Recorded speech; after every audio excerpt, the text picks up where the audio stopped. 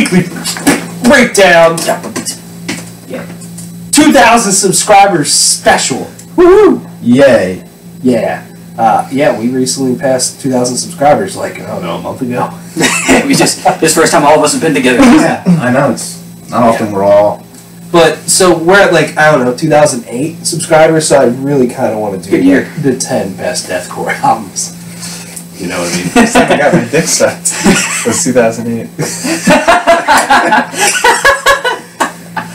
Alright, that's it. Yeah. Video there. Actually, you know what? That was a good year. You know what? Yeah, same. Wow. I'm learning so many things. That wasn't together. No, no. We did in 69. Just to be clear. I have learned so much at this table tonight. Was it like Kylo Ren and Rey in the Force? You two connected somehow? No. Like I just look across the room and there's Sam. Just like, Oh my god. How awkward would that be? Like, you happen to be getting your dick sucked. You just look over and there's Sam over here getting his dick sucked. And it's just like, You know when like you run out of toilet paper, it's just a little tube? We shared one of those. The Eiffel Tower had a little toilet paper tube. So you're saying you possess the cube? Yeah, man, that's what I'm saying. You may not bottom out, but you work the shit out of the sides. God. But no, that makes sense. So there's some questions, you know, we posted like an AMA thing that we will talk about here eventually. Just have fun, rapid fire through them, but otherwise, just hang out. Yeah. You may have noticed some small glasses in front of three of us. I was gonna say we might. Fuck it. Might as I'm well. going for it. Alright. Look, I just suggested it. There was no peer pressure involved. No, there really wasn't. Because here's the thing: I would have done this by myself, and it would have looked really sad. But oh well. We don't want to make you look sad. No toast? Cheers, gentlemen. Alright. To hopefully many more. Do another 1,000 at some point. Yeah, in another 2 years. I hate doing shots. Dilly dilly.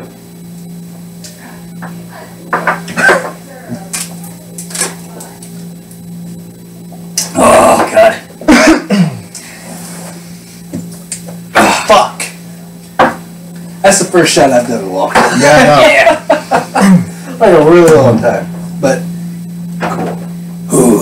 Let's talk Oh, some you're getting questions. another one. Alright. It's like Batman. I'm good for now.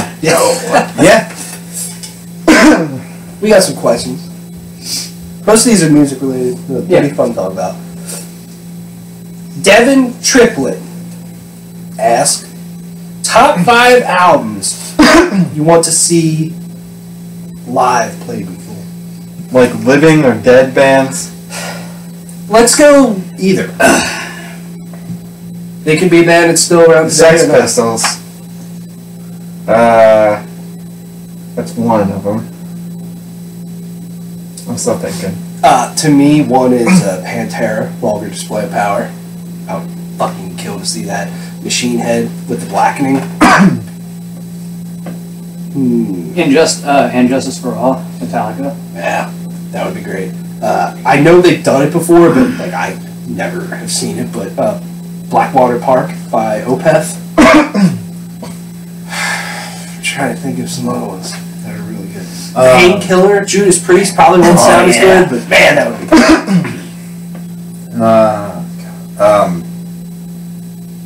Quantum Enigma by Epica. Yeah. Like with the full orchestra. Yeah. Yeah, that'd be awesome. I'm talking like full on like Metallica S&M setup, like chorus, everything. Like pull out all the stops. Yeah. Metallica S&M, they did it with the San Francisco Symphony Orchestra. of Metallica. I thought they were like the like S&M getting powdered in the ass. I mean, if that's what you're into, go ahead. But yeah, I did all the see right reasons. God damn it. I actually got to see this one, so I guess I can take it off the list. But I got to see Good Apollo Volume 1 by Killian Cambria played in full, Nice. front to back, and it was wonderful. So It's always cool to see albums get played in its entirety live. Another one would be The Number of the Beast. Yes, I just thought of one. The Glorious Burden. Iced Earth. Oh my god, that'd be At least incredible. that Gettysburg trilogy. I would love to hear that live, start to finish. That would be amazing. So I could cry. Yeah. But I think one of the coolest ones we saw was Anthrax playing Among the Living. Yeah, we saw that. That was incredible. Megadeth. Megadeth playing Rust in Peace. Slayer. Slayer doing Season of the Abyss. Same night. Yeah, that was really cool. A Number of the Beast would be good. Yeah. Got like Run Through the Hills, Number of the Beast. Paranoid would be a cool one.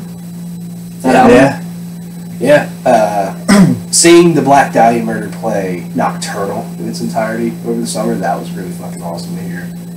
I mean, they basically did it when we saw them, but Time One, Winter Sun. I mean, they basically. Yeah. They basically. I wasn't there, so I would love to see that. Dude, I would love when Winter Sun announced the tour here soon. Oh, They have absolutely. to. They're touring Europe with Arch Enemy, and I'm like, dude, bring that over here. That would be amazing.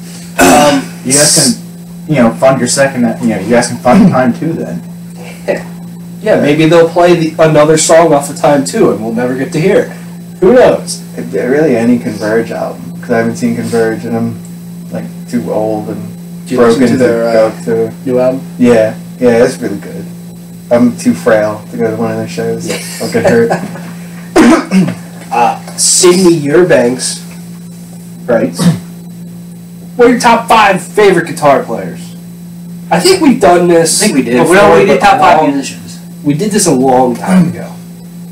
So my favorite guitar player at the time is Marty Friedman of Megadeth. Now doing a lot of solo stuff. His solo stuff's amazing, but his guitar playing is just incredible. Another one is Chuck Schuldiner from Death. Dimebag Darrell, Pantera, I think is just genius. And Alex Skolnick, Testament. That kid from Coco.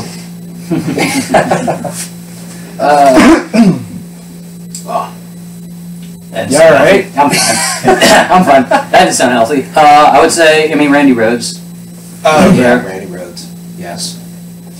Even though he gets a lot of shit, I would put Kirk Hammett up there. Yeah, like 80s Kirk Hammett, fucking yes. 100%. I think who else? Heavy Debbie. Devin Townsend. Yeah. Devin Townsend's really good. Scott Ian, in terms of like rhythm guitar players, fucking one of the best out there. Travis Stever from Coding Cambria, and he's got his own side projects. He's their like lead guy, so They're good. They have good guitar players. Tommy, what's his nuts from Black Sabbath? Tommy Iommi Yeah, Tony Iommi, yeah. or Tony Tony? Tony Is it It was Tony or Tony Tommy? Iommi. Tony. Who's the dude from, why am I forgetting his name? I should know his name. Iced Earth. John Schaefer? Yeah. I was just going to bring him up. In terms of like riffs, give me John Schaefer, man. Yari from Winter Song. Yeah. Yara's pretty up there. Oh yeah, Yari's phenomenal. Yeah. This is all fucked up now. What the hell happened? Paul from Between the Buried and Me. Oh yeah, that was good. BT Bam. So I don't expect you guys to really have input on this next question, but the Ganem 10 writes in, how do you feel about Pliny, John, Sithu I, and a lot of other guitarists that play that same instrumental style of guitar music? So basically these guys are just, if you know intervals, a lot like that. Just, Isn't it like, just what's instrumental that one guy? music You that's had a poster up there for a long time. The dude with the poster. Michael Angelo Badio, Yeah, something like like that. something like that. Yes, like stuff like that. But these guys, they're a little bit more, a little bit less focused on shred and more focused on making like incredible, like atmospheric and nice leads and melodies and all that stuff. I'm fine with that. I mean, these bands in particular, I've only listened to a little bit of John and Pliny, so I don't have too much to say. But stuff like intervals, I feel I listen to all the time. Yeah. There's some good stuff here. I think that kind of thing. It's hard to. Yeah, I'm gonna make myself another drink while I'm sitting here waiting, but I don't have a problem. I promise.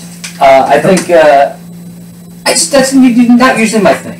Like I don't know. Like I like because maybe it's my perception because I haven't listened to a lot of those kind of things. It's a lot of like, look at what I can do. It kind of in a way, somewhat, like some of it. Some of it. That was my thing with even though it is a great album. That was part of my thing with like Marty Friedman's album that he put out. Yeah. Where he's like, look what I can do, and it's like I like, especially like in solos. Like my favorite parts of solos are the more just like ultra melodic parts. And it's like Like, fucking... What's that band's name? Not Animals as Leaders. Periphery. Them, but there's another band. They just had an album a couple years ago, Migration. Scale of Summit.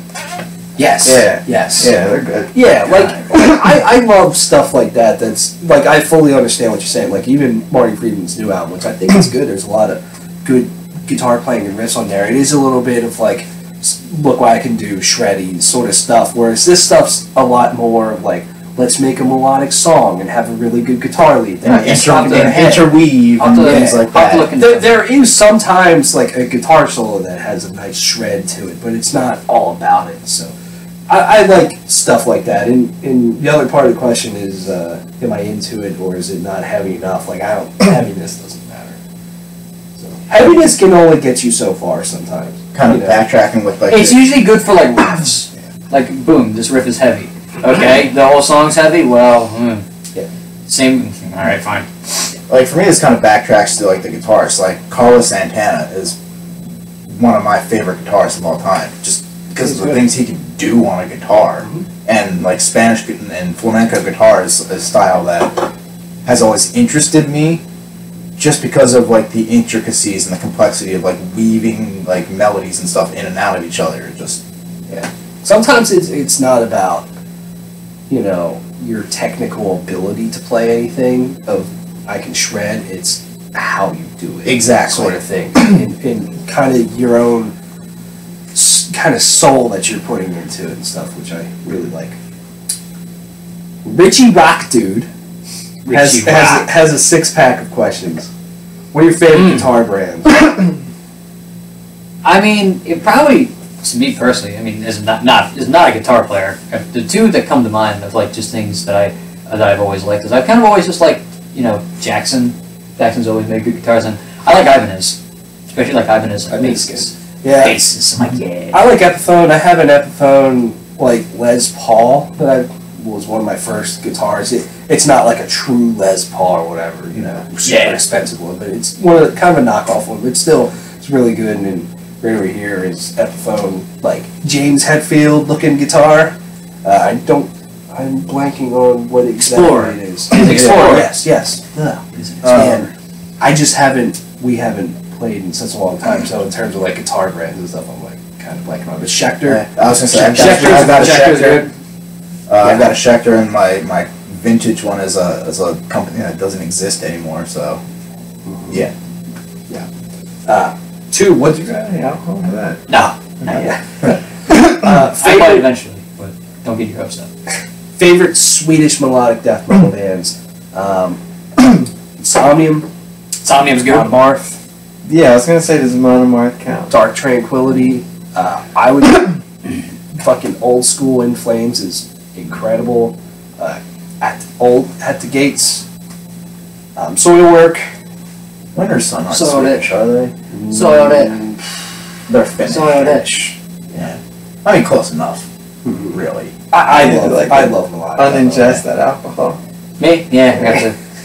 I can't take shots anymore. That was terrible. That's terrible. That's a terrible idea on my part. I'm getting back in the game now. I'm good. I'm popping back a little bit there. I was like, oh, okay. You're looking a little. The last time I had a shot, well, I might have had something in between there, but the last time that I've taken a shot on purpose, last New Year's Eve, I was at my mom's cousin's house who was having a party, and her mom, so my mom's grandmother, who's in her 60s, is taking shots like a fucking pro. And she drank so much before that. And it's amazing how much alcohol old people can put away. I know, and I'm like, and I was already drunk at this point, so it wasn't a good idea. So I went over to her and I'm like, what? How are you taking a shot like that? I can do that. And then you regretted it. Why not turn? Last time I did it was either E3. I took a couple of E3 this year, or the terrible experience I had because it was technically like a double shot with the. And I know I told you guys with the chickens. Oh. A shot of Red Bull and a shot of cherry vodka. I Yeah. had like 8. Yeah, and that's Was when that like your throat was talk. fucked up? That's when my throat was fucked up for 11 days because I threw up for 6 hours. Last time I did shots on purpose was at Secrets in Ocean City, Maryland, and it was like 2 shots and Jello shots. Jello shots are good. They I are. love Jello They are shots. dangerously good. Yeah. Yeah. Yeah. And Always. Really Swedish melodic Jello. Yeah. And shots. And shots. No shots. No Yeah, more that's shots. why I drink mixed drinks because Yes. I can't drink straight anymore. I try. Yeah. I want to get back into it. Actually, No. probably not. I want to get back into I want to get back into it. That's something only drunk people say. Yeah. In all honesty, I don't drink that much. Well, what I had the thought of the other day is I need to learn how to make a proper mixed drink. Like you go to a bar and you go like, I want a rum and coke, something simple or whatever, and it's like really well made. I put Dude, it it together. just takes practice. I know, but I put it together and it's just fucking. It's shit. It's either You know? not enough liquor. And Like, it's I just wow. want to get better so that also too, like, there's some actually really good drinks out there that, like, taste just really fucking good. Yeah. You know, not really to just get you drunk, just, I just want to have one. Yeah, So I like, got some books, like from Same culinary school. My dad, my dad, he tried to do that because they have like a I guess he stole like a locker from work, like a bunch of lockers like you'd have like in the gym and locker rooms, and one of them's just filled with liquor bottles. And he's just like, I just make mixed drinks all the time. I'm like, all right, cool. Well, Yeah, sweet. This next one, though, which, I mean, if you have followed our channel for any period of time, you probably know what we like. This will probably be a very quick question, but favorite thrash bands outside of the big four? I mean, Most of them. no, I love thrash. Honestly. I mean, if I had to like maybe name just like 4, I would probably say like Creator, Greater Testament, Overkill, Exodus. Exodus. Well, yeah. I'm not as big of a fan of Exodus. I haven't listened to as much of their stuff. I would maybe throw as like maybe my 4th one, like honestly anymore. I'd throw in like Power Trip or somebody like that. Yeah, like one of the newer bands. Newer bands, because like Warbringer. there's a revival going on for thrash metal. There's all kinds of like this year was a great year for thrash. There was Warbringer, Power Trip, and then Creator and Overkill both put out albums. So fuck right. It was a great year for like younger thrash bands, like up and coming. So What? Speaking of which, whatever happened to Lazarus AD? that's a good question. I don't know. They put out 2 albums, and then it's just like, They were great. Also, what happened to Diamond Plate? They haven't done anything in a long time. and that sucks. That first album was perfect, man. generation wise, like, just one of the best thrash albums like ever. Yeah. It's really good. Favorite Megadeth guitarist besides Dave Mustaine? Marty Friedman. I want to go the easy route and say Marty Friedman. Because that is the, Yes. here's the thing, that is the obvious answer. Yes. The other one I would throw out is the one they have now. Kiko. I would throw out Chris fucking Poland. great. Chris Poland's great. Chris Poland's like classic. Like Yeah. classic before Marty Friedman was classic. Yes. I think those are the 3, for sure. I think. But what about Chris Broderick was good. what about But- Glenn Drover? Glenn Drover? Yeah. What Yeah. about Dave Mustaine? He's okay. in Dave Mustaine would say Dave. honestly, I know Well, he's like, he thinks he is the band, so yes, he would say. he's yes, Dave Mustaine. I know, like he is the mind behind Megadeth and everything. When it comes to just all the guitar players that have been in the band, including him, he's like probably middle of the pack. Yeah.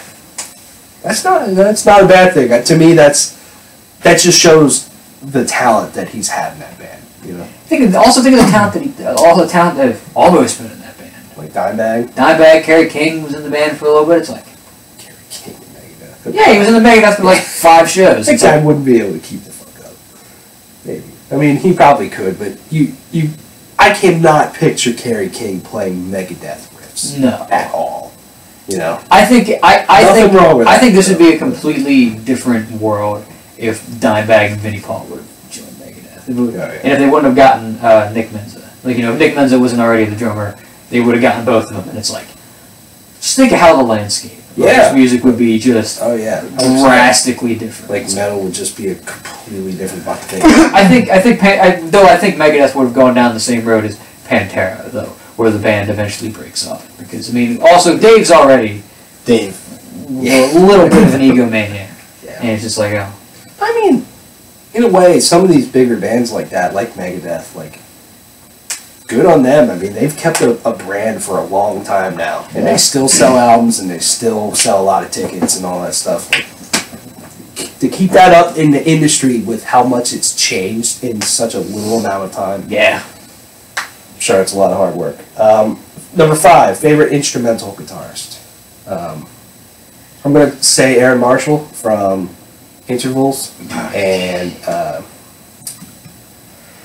oh, his name's on the tip of my tongue. He's pissing me What off. band? I mean, I'm not going to be able to help, but just tell me. Animals is leaders. I figured you were thinking... Tosin Abasi. Yes. I figured you were thinking Animals as leaders. I'm like, that's the other band that comes to mind when I think of instrumental music. I'm like, boom. I'm thinking like Man. old Apocalyptica, but That too, but technically I want to Yeah. call it, but then none of them are guitarists.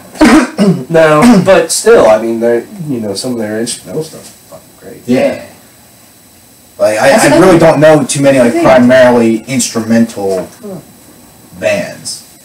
Yeah. I mean, like except for TSO.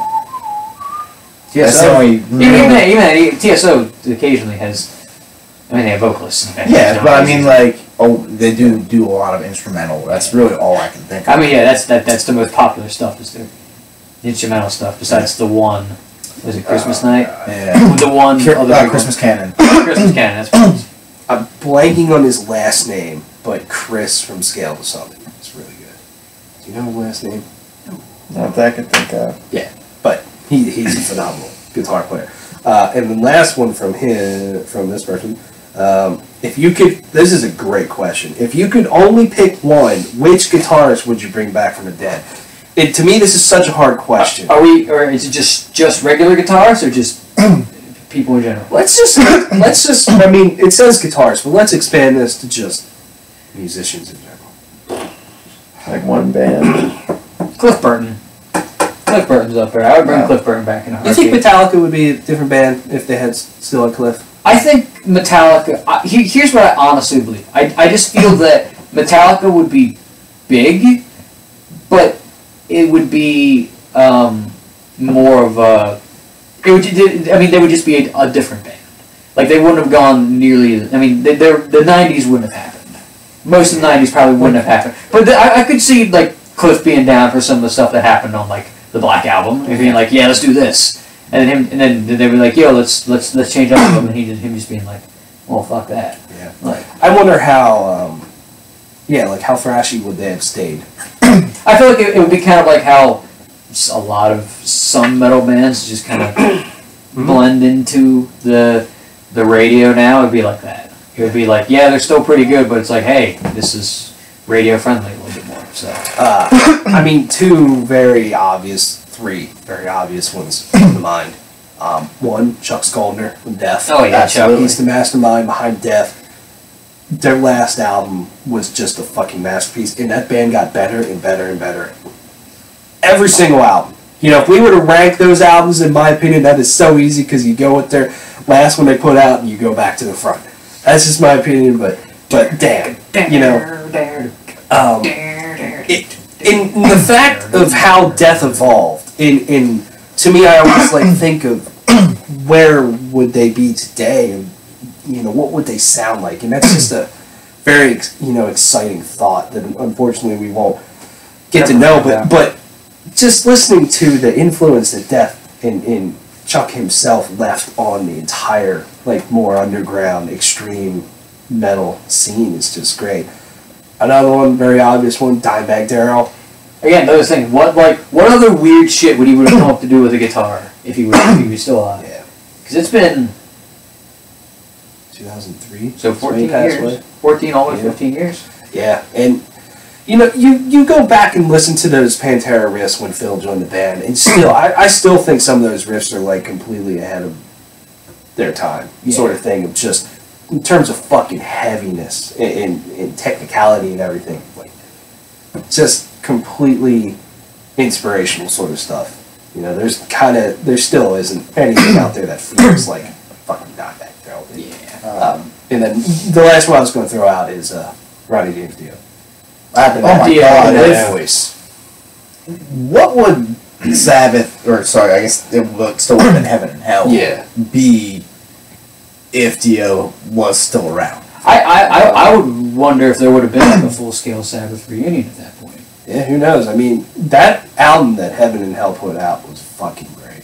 So more of that stuff I would be totally down for. I'm gonna totally cheat hardcore on one of these, but I would say like Leonard Skinner, the OG. No, yeah, members, like, absolutely. I was gonna say that. like Leonard Skinner, they were a great band after that, but like there's literally I think one song that I would be like, this is one of the all-time greatest Leonard Skinner songs that they made after this. But other than that, it's all those first like 3-4 albums. And Yeah. like, man, I was gonna say like Bon Scott. Like, what would AC/DC be if Bon Scott Yeah. was, the vocalist for the entirety of their run? this is I Instead honestly of feel like it would have just sounded. Brian I Johnson. feel like it just would have sounded different. It probably would have kind of been the same, but Bon Scott definitely does have a totally different attitude than Brian Johnson Yeah. does. So it would have probably still had a different feel. But I still think songs probably like Back in Black would happen. What's his name from Alice in Chains? Lane Staley. Lane Staley. Oh, yeah. Like, again, all these like grunge whatever guys that we've lost Chris in Cornell. recent years. Chris Cornell, Scott Weiland. I mean, even despite everything, Kurt Cobain. Like, what would the music industry be like if he was still making music? Yeah, like, what would Nirvana have been? Well, Yeah. we wouldn't have had the Foo Fighters. Well, that's it. Yeah, that's an interesting thing. Yeah, I mean, Dave like Grohl would still be kind of keep the himself in a drummer for box. Nirvana. He would still be kept in this little box of Yeah. grunge Yeah. instead of being an awesome rock artist. Yeah, and he really did. Out of that disaster, whatever you want to call it, he did kind of like rise above it and become probably more than he would have ever been had Kurt Cobain lived. Yeah. Oh, most definitely. Dave Grohl would not be like a household name in rock if Kurt Cobain was still alive. I mean, that's just the truth of it. Unless he still would have took off and done his own thing. It wouldn't I mean, happen. I've read so many things that like Nirvana was be going to break up eventually. Not too long. I can Kurt see that. Cobain, committed suicide and everything, but who knows? But yeah, certainly. I mean, I would say Tupac, but everyone knows he's still alive anyway. Yeah, Tupac ain't dead. What are you talking about? I would say Chester Bennington. Yeah. Yeah, Chester Bennington's up there. I mean, if we're going down the road of hip hop, I would throw in Jam Master Jay, or Run DMC. Yeah, Because we'd still have Run DMC then. we would. I mean, So all kinds of stuff. there's a whole number of artists, and we could be here probably all night. Just coming up with like who's like the most influential people. What's his name from Zeppelin? John Bonham, John Bonham. Freddie Mercury. Oh my God! If Freddie Mercury was still alive, Yeah, that has to be the one that I pick. I The think that question might was be like- my top one. Is Freddie Yeah, if the Mercury? question was like one person, I would say Freddie Mercury. Freddie Mercury's just a genius. Because they would still be good today, because they were a band that like evolved over They would every still decade. probably put on just this like fucking incredible live show and everything with him. I have a feeling like it would have been nice to actually see if he kind of lived into this age of like really just a new social environment, I guess, that just if he could have actually like come out, that would have been a cool thing rather than like it is kind of sad like when he died of AIDS that the fact that he never was actually able to be like, yeah, I'm gay. Like that's kind of a depressing thing to think about. you Yeah, know? I mean, a lot of people like it. That's what happened to. That's basically what happened to Liberace. They went into whole life and basically didn't come out until people came out and basically said it after he died. Yeah. Leonardo da Vinci. Yeah. I think everyone kind of had their feelings about Da Vinci from the beginning. Same thing with Shakespeare. But anyway, I Jesus, mean, I heard that. Yeah. That was a good one. Your liver's like fucking begging you, just like, man, Stop. cut it I out. didn't even drink that Still, yeah. it's Jaeger, man. much. Yeah. That's like a nut shot to your liver. Kind of sticking with this a little bit. On Twitter, Brett Woden, at Son of the Dawn, one of our most devoted people that follow and comment a lot, but asked, "What's your favorite Death songs?" Death the band, obviously. I think Voice of the Soul. That's probably my It's favorite one one. that comes to mind. To me, another one that comes to my mind is Pull the Plug. Is fucking heavy and mean. I really like Spirit Crusher. Spirit Crusher's put on. Dude, those vocals, man. Alright. I can't even do that. God. Symbolic. Symbolic's a great one. In the In philosophy. case you Those haven't, are two in classics. case you haven't noticed, like all night I've been like having that stuff in my head. Yeah. God.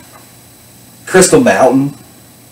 Yes, Crystal Mountain's fucking amazing. I'm trying to think of the song. I know, like, it's on top of my head. Painkiller. Flesh and the Power It Holds. What a fucking riff in that song. I sure got familiar with that one. Oh, dude, that's a tight I riff. have to listen to it. Oh, their man. cover Painkiller is also pretty good. Yeah? Surprisingly, like I was like, oh, they're covering Judas Priest. They do it really well. Yeah, they very much do. And Flattening of Emotions, Yep. Cosmic Sea, off of Human. I'm honestly not a big fan of their first album, Scream Bloody Gore. I know a lot of people are, but I mean, and also Living Monstrosity. That's a weird fucking album. Death is the best, man. I get on a Death kick a lot. You know, at least once or twice a year, and where I just listen to all their albums, just like nonstop, over and over again. Kind of leading into our final question here. The Strong Boys 19 asks, which albums? Are you serious? Yeah. Which albums do you listen to the most, and what albums are some of your favorites? Was it the guy with the fireworks on? Yeah. Wait, what was God. the question? Which albums do you I mean, listen shout out to him. Yeah, Yeah. for sure. I just remember that from years ago. Yep. He asked, which albums do you listen to the most, and what are some of your all-time favorites? So, I'll be honest with you, this is something that I'm planning on doing next year, of like my top 50 albums of all time. I want to think about it, but my favorite album of all time is Dirt by Alice in Chains. That is an all-timer to me. But then, And Justice for All, Metallica. That's up there. In terms of what do I listen to the most, Dirt's one that I come back to a lot. Honestly, one that I really come back to a lot is The Blackening from Machine Head. I just am always in the mood for that album for some reason. I'd probably say the Black Album. I come back to the Black Album a lot. I'm trying to think. Maybe Rust in Peace. Or I also think about it because I generally don't listen to albums much anymore. But I mean, it's like boom, boom, boom. Yeah. But like a lot of times I'll have I have when I would have like a playlist of like work or something. I have like all but like 2 songs from Rust in Peace in that playlist. So it's Rust in like Peace good. The thing with this question is I don't really listen to, I listen to albums a lot, but I don't put on an album and I go, I put it on and then I'll put it on the next day, and then the next day, and the next day, like the next day, and then I'll put it on again 2 weeks from now. I hop around so much, but I hop around to a lot of the same stuff. I love listening to new music. When new music comes out, I'll listen to, a new album from a band, a few times over and over and over again, and then I'll just kind of move on to the next thing. So.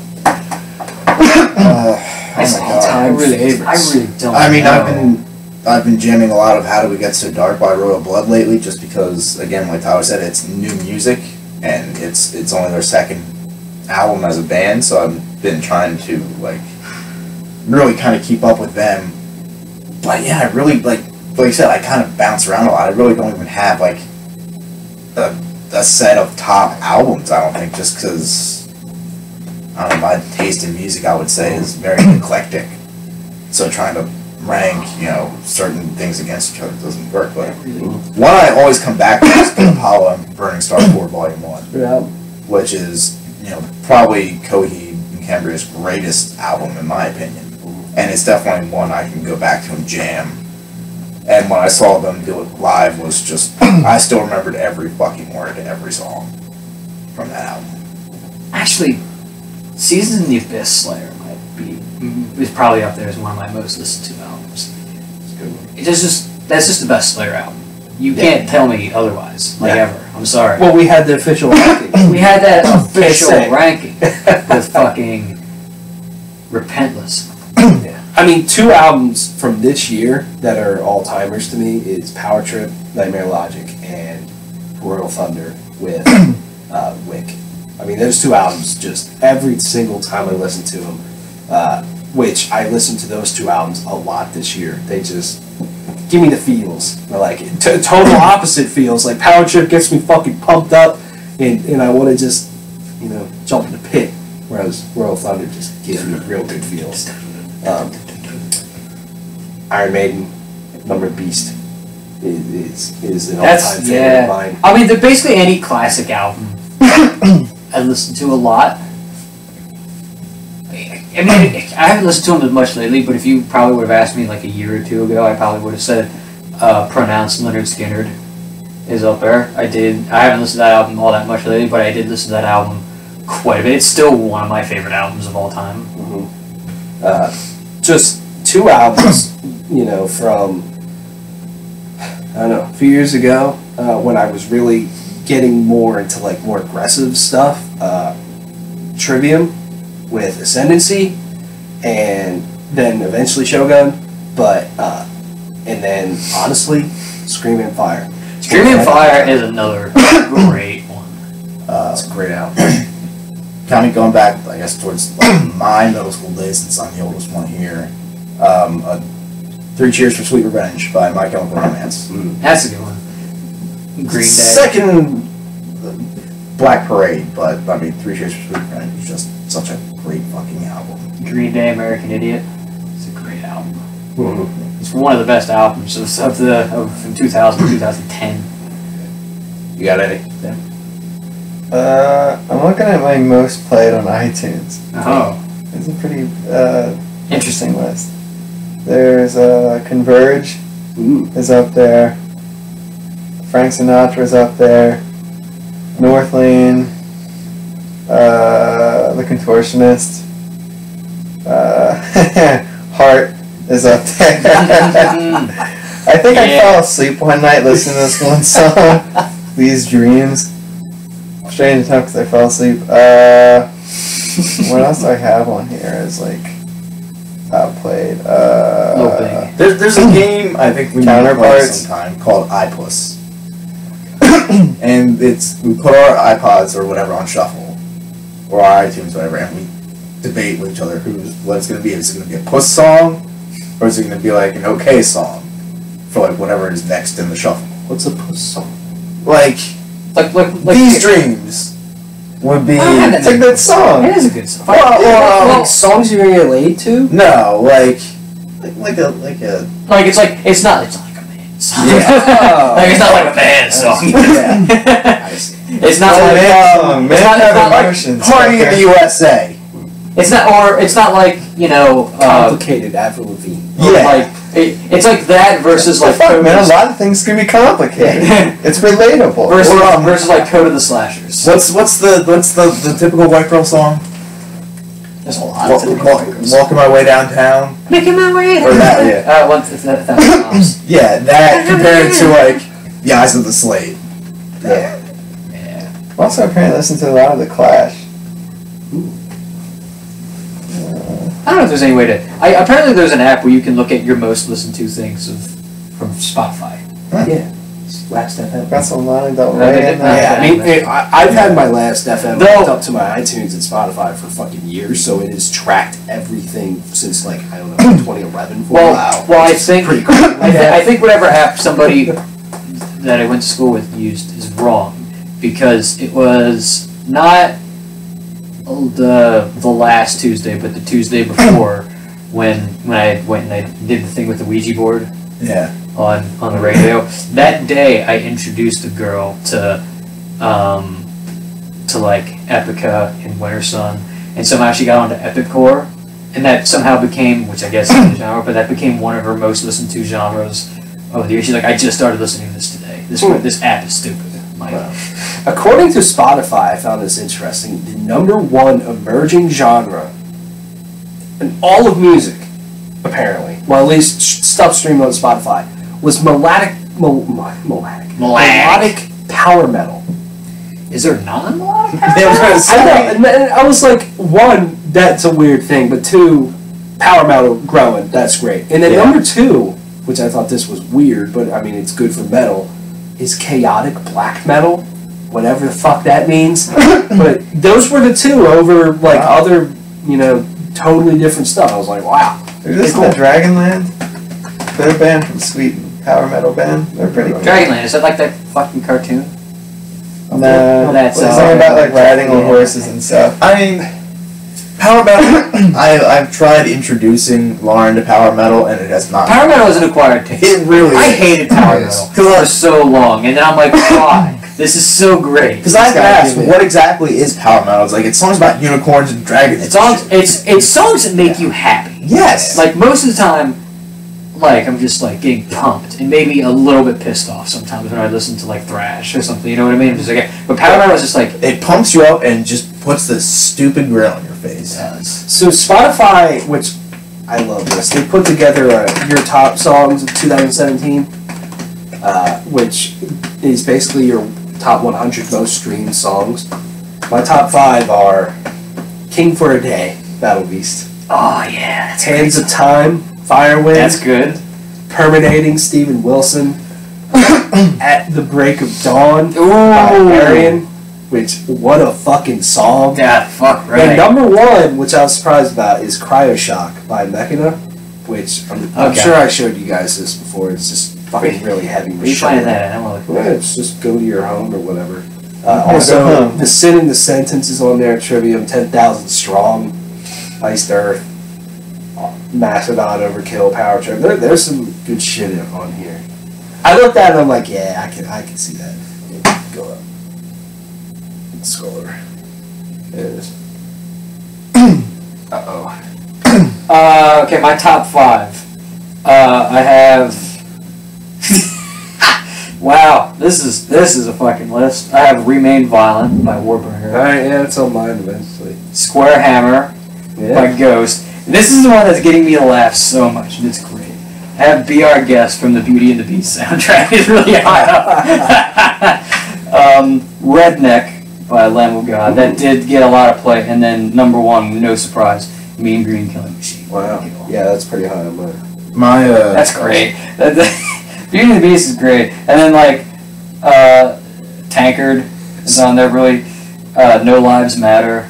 I ended up kind of following mine. I really hope Spotify, I don't know why they would, but I hope they don't get rid of it because I would love to come back and if they keep doing this in like 2020 and be like, this is what I'm really listening to now, but 3 years ago, this is what I was really into. It's just be a funny thing.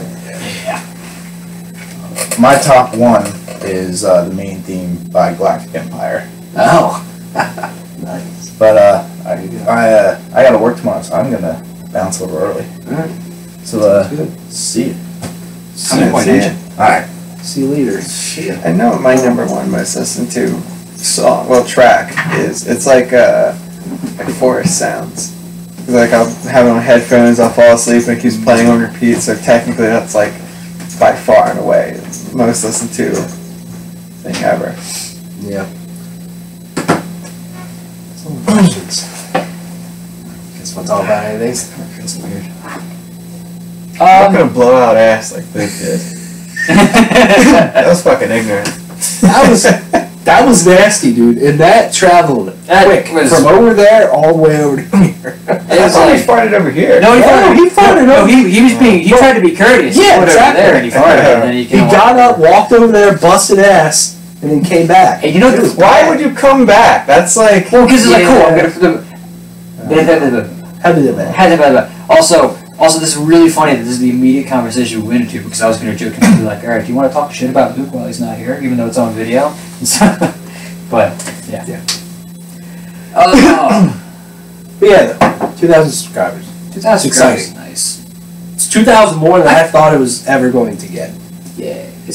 Look, I know 2,000 is nothing for a lot of channels out there, but you know, it's Something it's else. cool. Specifically, like, you've been at this for 2010. so it's about right around 7 years now. I've only been here adding on to it for like the last 4 or 5. Mhm. But Yeah.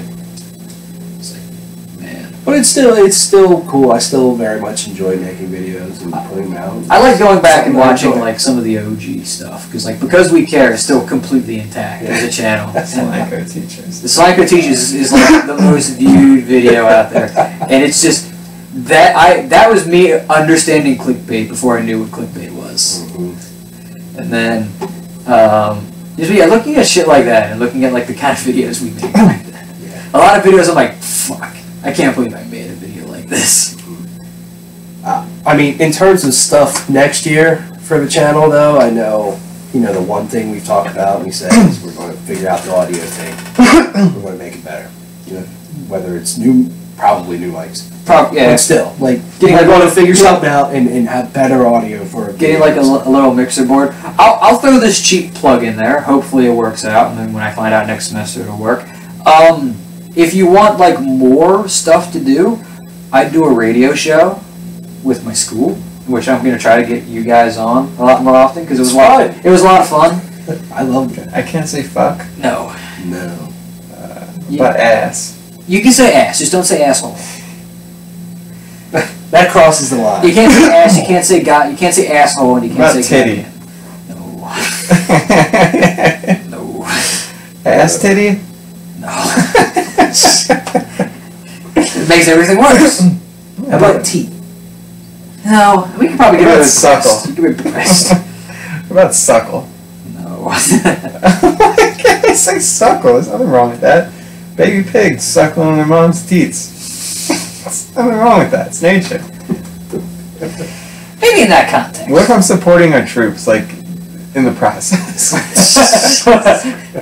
You can't say anything, Sucking man. teeth for the Supporting the troops. troops. Yeah. I'm not sucking teeth for the troops. Little baby pigs. I'm not for the troops, though. Yeah, they're gonna grow up. You can join the troops. Get big and strong. Join the troops. Pig soldiers. That's the future. Sniffing out bombs and food Really, and Scott's got it garbage. wrong. It's not AI and replicants. It's big soldiers. Yeah. Sniffing out trash. You're there eating all the trash. Eating young children. Well, I need you to look into the Pigs, test. I need you to look into. Don't look away. And Pigs will do fucking the- eat anything. What's the test called? In Fuck, I can't remember. it's a vol. One of the words has a V in it. It starts with a V. Vagina. It's the vagina. That's what it is. That's how you turn somebody as a replicant. You look at their vagina. Alright, I God. remember right now. I'll remember later. I'll come back to it. The vag peen test. Fetch. Well, no, it was Vag. Vag. Vag. The vagine. But okay, wow. Yeah, I just feel like we said this in a couple of videos. This year's just been a great year in general for like everything. Every list that I've done has Could've been been surprisingly hard. You know. I mean, it always could be better, but I feel like comparatively, like I didn't really play any. I honestly don't feel like I played any games, and I'm like, why the fuck did I buy this? Yes. This is a shitty game, and I didn't see a terrible amount. The movies that I've seen are some of the best movies I've seen ever. Like, I mean, this year we had like Murder on the Orient Express, Blade Runner, Logan, Wonder Woman. Dunkirk, some of the best movies of their genres ever. And even though yes, there were quite a few duds in terms of movies this year, it's like, man, this year was great for movies. In terms of fucking entertainment, I love this year. It was great. in terms of like outside politics in our country. Maybe not, but That's this stuff helps us forget sometimes, even though maybe we shouldn't as much. But still. Yeah. But I fully agree with you. I mean, I think there's some of my favorite stuff ever in literally everything. Like some of my favorite albums ever, some of my favorite TV shows I've ever seen, some of my favorite movies I've ever seen, some of my favorite games I've ever played, you know? Yeah.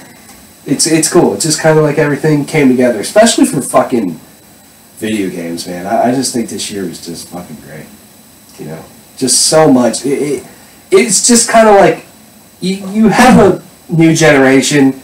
The first year or so is a little rocky, and it gets better, but then you really get into the fucking meat and potatoes of the whole thing. And I think between last year and this year, and maybe even next year too, we'll see, we're into fucking meat and potatoes. It's great. Speaking of games, this is maybe a question. I mean, maybe this would be a question, maybe better settled for next week.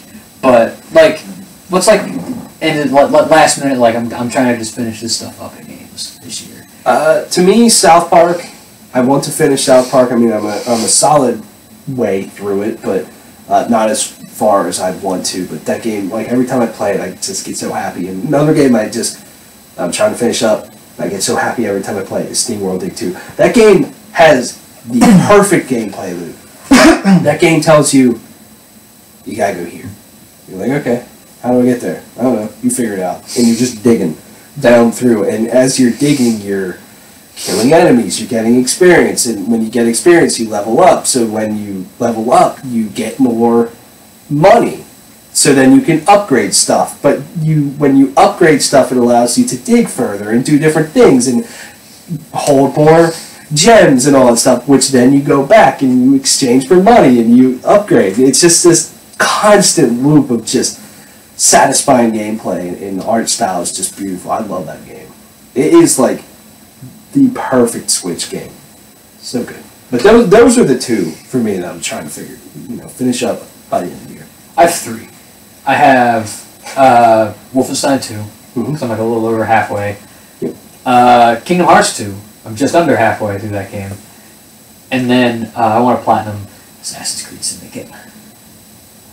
I took like a couple months break, and I'm just like, I don't see that taking forever.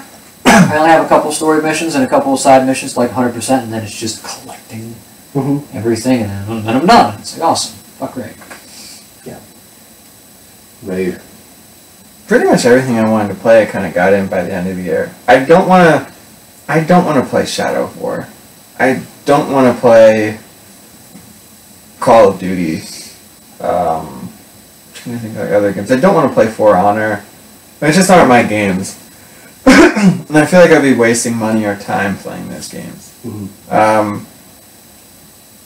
Really just waiting until next year, I think. I was excited for Monster Hunter. That was going to be like my first game of the year, but after the beta... Not my thing, for sure. No. It's a game that's so outdated. Like, everything about it screams, like, I don't know what's going on in Japan, but, like, how far behind are you in terms of, like, gameplay aspects? Like, certain people and certain games are clearly doing something, innovative, creative, jumping ahead of the curve, but this game just feels like it looks decent, looks good sometimes. It's not the best looking game by far, but just give it like older graphics. It would be a game that's like an old ass game. Like the gameplay style of it, just hunt down a monster, swing at it, it'll run away, you chase it, you fucking swing at it. There's no to me there's not enough of but this way or using this, and maybe I don't know. That was the beta. That was my experience with the beta. So blame the beta. If I'm wrong about the game. I don't know if I would say that Japan's necessarily behind, because I look at this year and Zelda, Mario, and Persona 5. Well, yeah, some games are really inventive. But then you have things. Most of the other games out there that people just don't play that are these I think it's potentially behind. just this franchise. This franchise has been on 3DS for a long time, and just now it's coming to And you can kind of get away with some of Yeah. that jankiness on a 3DS because it's a 3DS, and I feel like maybe those controls maybe fit naturally when the buttons are a little smaller, a little closer Monster together. Hunter to me is just, I don't know. It's Like, it's almost like talking about Star Wars. Like people just hold on to it and they love it, and that's fine. But you talk shit on it, and it's like, you know. I don't know. Fucking Star Wars is as bad as the prequels. Last Jedi. man, they should just Get it out of the get can. it out of the cannon. Shoot it out. All Ryan Johnson has to do is come out publicly and admit The Last Jedi is a bad movie. Yeah. That's a fucking petition. Like, all right, here we go. I'm gonna say something that's gonna piss. Well, it might. I mean, if anybody who's like a real Star Wars fan, watch this. I'm an atheist. I don't believe in Star Wars. I think that the Disney Star Wars movies are better than almost everything else. Like maybe, maybe Empire, and I think Empire is maybe better. And I think you can make the argument that Episode 6 is better than Rogue One, but then like besides that, I'm like everything else. It's better. I just think like it's definitely better than all the prequels. Shut up if that's what you think. Because I don't even know how. Attack of the Clones. I don't know how you could think that. I don't either. The dialogue's It's unfathomable. But like I rewatched I think it was on Sunday when we went and saw it right before I left or something. There was Star Wars playing on TNT. Yeah, and it was Revenge of the Sith. Yeah. And I watched Revenge of the Sith. First off, I hate that movie even more now. But I'm looking at it and I'm like, everything about this is just in some way either just disappointing or outright terrible. Like the CG is downright terrible at times. I think the cinematography is terrible. like looking at how shots are framed, it's like how could somebody get away with this? Like I watch The Last Jedi and I'm like, this looks like a movie, and I was like, Yeah. It is just a completely unfathomable thing that someone could say The Last Jedi is as bad as the prequels just because they fucked up the lore in the canon. Oh my god, they fucked up my Star Wars. Oh! I just don't. The problem with The Last Jedi, I mean, it has problems, but everybody's expectations and theories and what they wanted to happen were over here, and that's what everybody expected in the movie. What happened is over here. and half the stuff I think that what they did that was curveballs. Like this is so great. This is a great idea. Again, I like the well. No, I'm not gonna get into spoilers. Yeah, people wanted Rey's parents to be something totally different, And it's not. And it's great. So yeah. Some people didn't like how the backstory between Luke and Ben Solo, and I'm like, that's fucking perfect. That makes so much sense to me. Yeah, it's like when I see people just really complaining that The Last Jedi is on prequel levels because of the lore, I just think of that Nicolas Cage, whatever fuck movie it's from, where he just goes, What exact lore? Again, they're messing up the fact that Leia. Well, even though this is what people, the kind of thing that people wanted for ever since Empire, when it's Leia is was somewhat Force sensitive. It's when's she gonna use the Force? Everybody's like, when's Leia gonna use the Force? I want to see it, and then they fucking do it. It's or how Luke Skywalker isn't this perfect Jedi. You know what I mean? This kind of his archetype. character's been destroyed for some reason. That's the one thing. It's of what they're supposed to be. I think it's. I don't really know what other people are arguing. I mean, it's not the fact that she used the Force is the bad thing, which I don't get that complaint. It's just the situation in which she used it was a little weird. It's just awkward, and it's just kind of goofy because watching it again today, I was just feeling the the first, I don't know, however long it is, 20, 30 minutes of that movie, way more the second time around than the first. And then that moment happens, and it just completely takes me out of it. Like, I accepted it a little bit more this time around, but the first time around, it was just so jarring the way that it happened. It was like, well, this was going, and what just happened? It's and that's the thing. There are legitimate complaints against The Last Jedi. You know, Captain Phasma is a perfect example of a legitimate complaint. But then I saw a video where somebody was like, "Yeah, one of the complaints I have is that characters literally aren't exactly where they were when The Force Awakens ends." I'm like, "Are you fucking kidding me?" Like, first off, it takes place a little bit after The Force Awakens because somebody's like, General Hux isn't with Supreme Leader Snoke. He's not where he said he was supposed to be at the end of The Force Awakens. And then literally one of them was Rey wasn't standing 10 feet away from Luke when she hands him the lightsaber in this. They brought her too close, and I'm like, are you fucking kidding me? Are you? Oh, God. And it's just like some things, and like Rey's training was a very, very short time, and I'm like, Luke was on Dagobah for 2 days. At all. I mean, if you count the two, she gave me two lessons that weren't training. But and then my retort is, Luke was on Dagobah for 2 days. The fuck do you want? Like, sure, they showed that off more, but it's like, do they have to show every little thing that she's doing? Like, you could assume that, not much is happening. Luke's just going around and fucking spearing fish. She's doing stuff. Yeah. Like, yeah, I saw a good comparison of people saying, like, oh, well, we didn't learn who Snoke was and this and that. And then someone kind of took it the other way and went, well, who's Yoda? You know? Yeah. We don't know everything about Yoda. No. Like, what the fuck is he? You know, where he come from, blah, blah, blah. You know? I don't know. It's just, I would hate to make a Star Wars movie. I don't know. I know you're going to bring in a lot of money and make a lot of money and all that stuff, but to me, it's just, it almost just wouldn't be worth it to put years and so much hard work into something, and I feel so strong about it, and I feel good about it. Maybe that's where it comes from, and that's fine.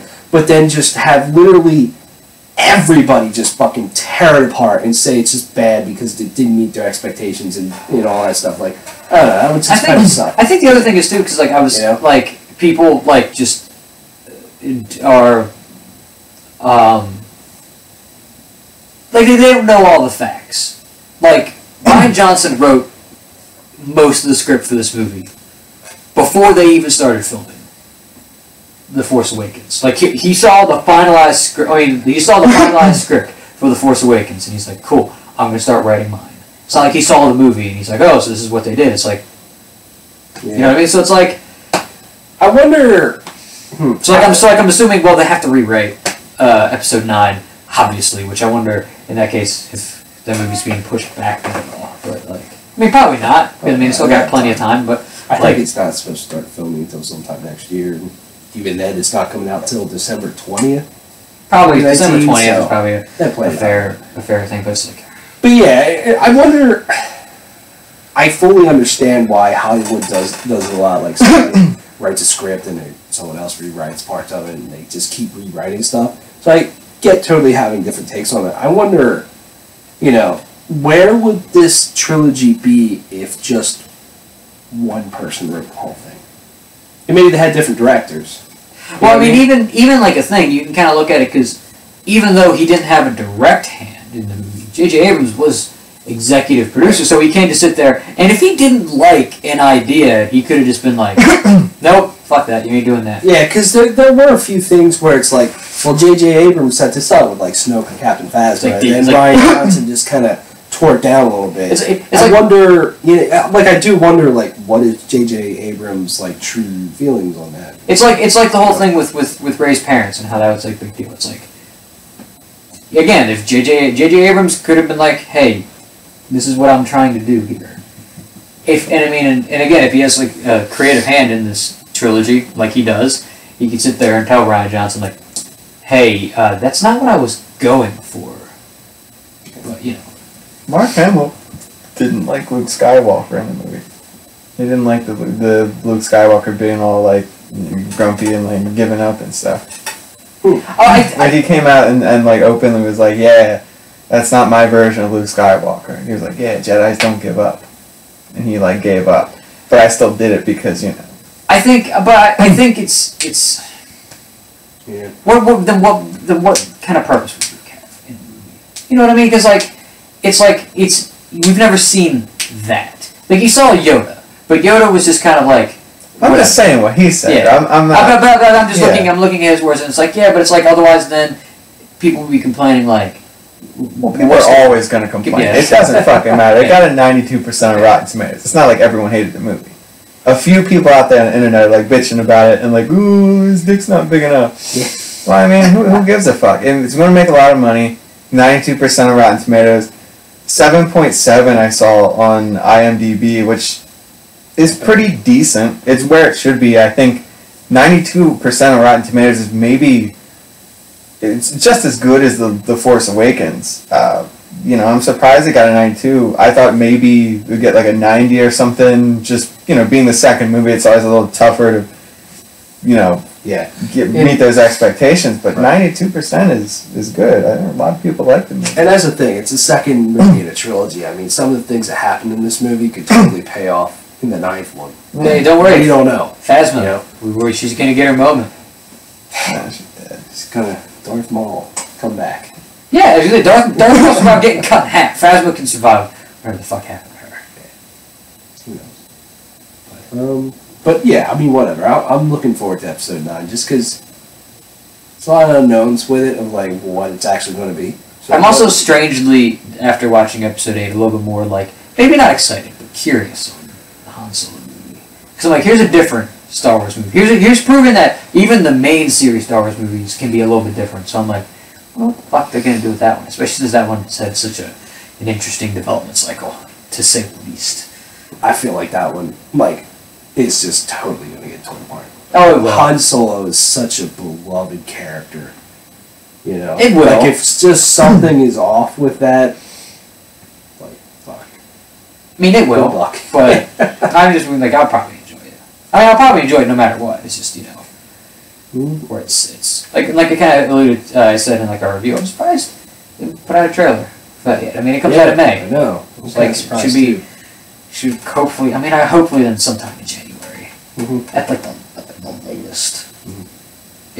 Because then, like, I can understand not putting it out with The Last Jedi, because it's like, hey, let's just, Last Jedi. This is our focus, man. And then, So I still wish they would push it to December, though. This is a little too much Star Wars all at once. I don't want Star Wars to be a Marvel thing. I don't think it ever will. I think they kind of get that. That's just because, like, Marvel's like, we got, like, this... Marvel's like, we have this grand plan. Oh, we need to make sure that we still have these actors so that we can do it. So, like, well, we need to push up production and get, like, 3 movies out a year. That's about it. Yeah. That's it. 2,000 subscribers. Thank you all for, whoever wrote in. Thanks all for watching. A wonderful holiday. Merry Christmas. Seeing you around. There's a lot of end of the year things coming up. I mean, if anyone watched until this point, if they still wanted to like comment questions on videos, we could answer them every week. 100%. That's always fun to ask. I wouldn't even say it has to be anything super about like Kevin Spacey and stuff. Oh god, anything super specific on like music. You just have like a question. It's just like go for it. I'm open to always personally invasive questions. Agreed. See.